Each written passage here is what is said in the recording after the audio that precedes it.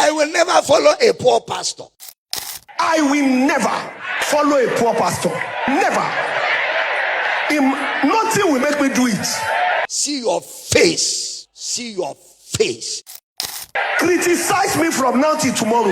I will never. I am Korede Komaya. I not go follow a poor pastor.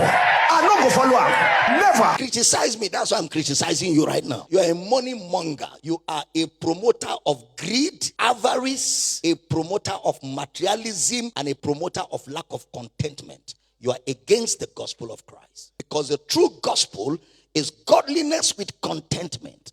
That is great gain. For it is certain we brought nothing into this world. And it is certain we will take nothing out of this world. So having clothes and food, let us therewith be content. Say, I'll never follow a poor pastor. Meanwhile, he himself is poor even now. He's poor. You're poor even now.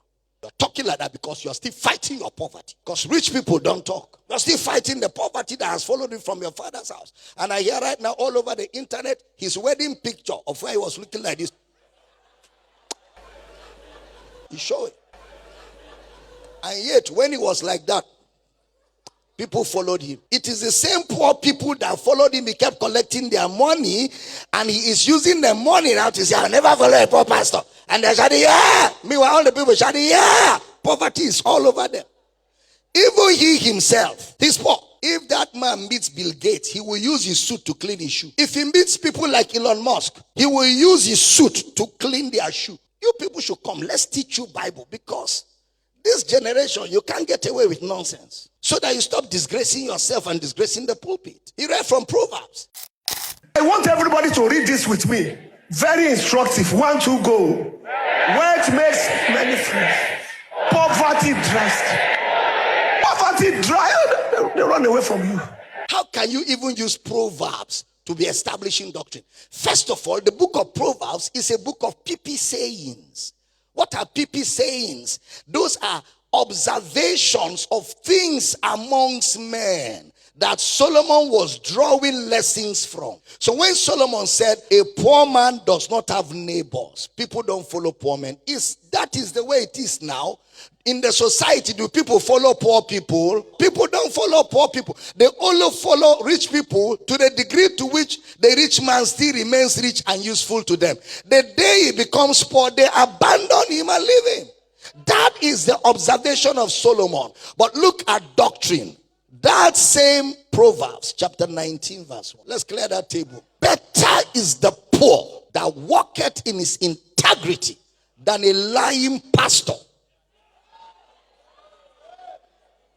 Than a pastor who stands before the same people he collected their money and lies to them that he is not poor. Better is the poor that walketh in his integrity than he that is perverse in his lips, lies.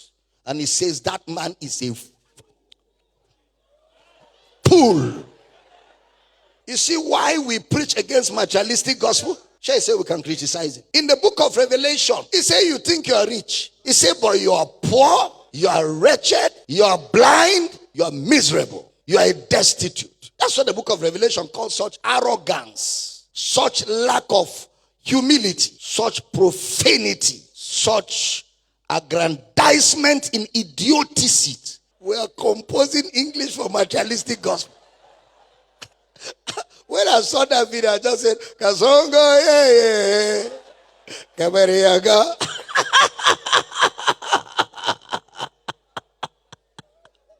While they sleep, Yangago wake up. Look at it.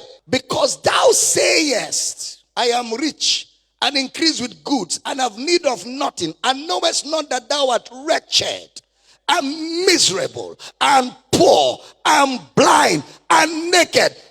Thus saith the Lord.